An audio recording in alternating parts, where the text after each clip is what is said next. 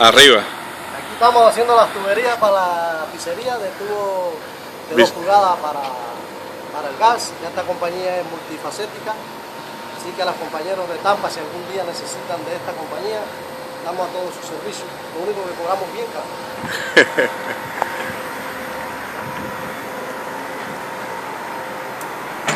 Aquí estamos.